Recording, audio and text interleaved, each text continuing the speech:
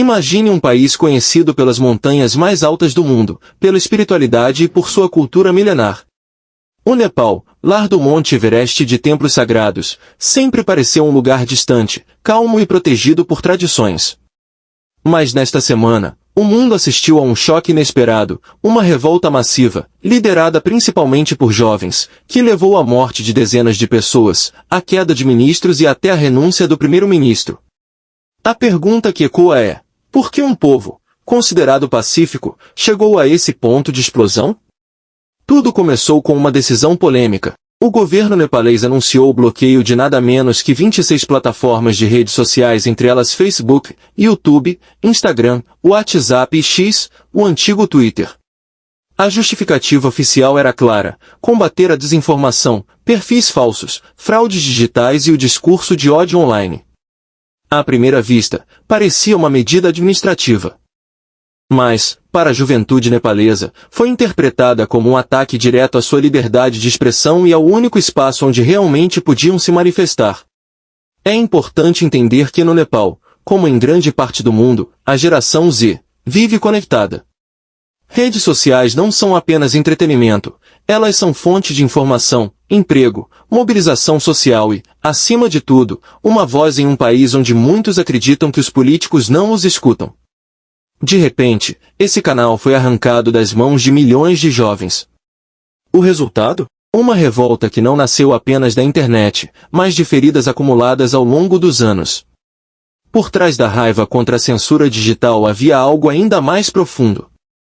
O Nepal enfrenta há muito tempo problemas de corrupção extrema, desigualdade social e falta de oportunidades.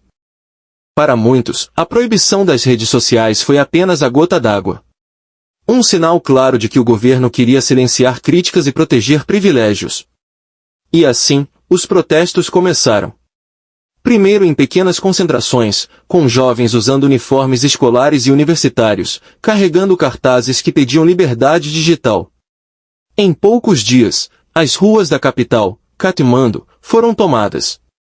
Multidões marcharam em direção ao parlamento e a prédios governamentais. O que poderia ter sido uma manifestação pacífica logo se transformou em um cenário de guerra urbana. A resposta do governo foi dura. A polícia tentou dispersar os manifestantes com gás lacrimogêneo, balas de borracha e canhões de água. Mas a fúria popular só cresceu. E então, veio a escalada mais sombria. Relatos confirmaram que a polícia e o exército passaram a usar munição letal contra a população. Em poucas horas, as ruas se encheram de fumaça, gritos e sangue. Ao menos 19 pessoas morreram nos confrontos, e centenas ficaram feridas. Era o maior banho de sangue que o Nepal havia visto em anos. As imagens correram o mundo. Estudantes enfrentando forças armadas, prédios públicos sendo incendiados, o parlamento invadido e símbolos do poder governamental destruídos. Para muitos, aquilo não era mais apenas uma manifestação contra o bloqueio de redes sociais, mas uma revolta contra um sistema que parecia apodrecido. A geração Z, tão criticada por ser considerada desatenta ou acomodada, agora estava nas ruas arriscando a vida para exigir mudança. A pressão se tornou insustentável. Primeiro, o governo anunciou a suspensão da proibição das redes sociais, admitindo que a medida havia falhado. Mas já era tarde demais. A revolta não era mais só sobre a internet. Era sobre dignidade, justiça e o direito de ser ouvido.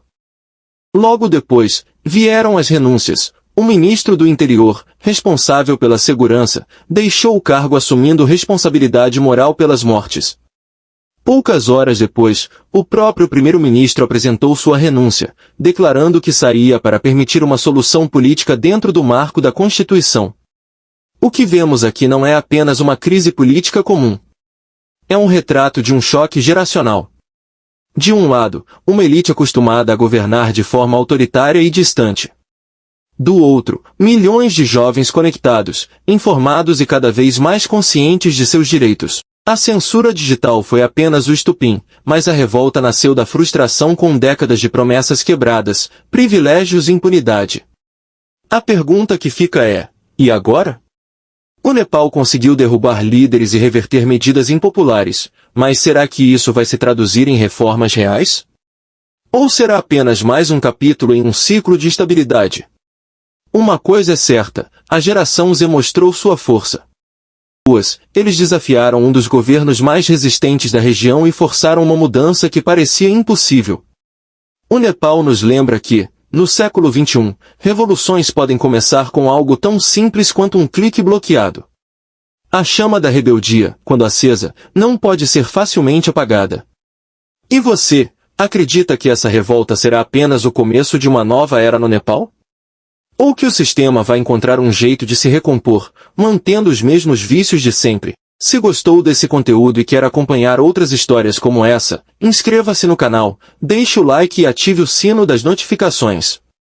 Ainda há muito a ser contado, e você não vai querer perder.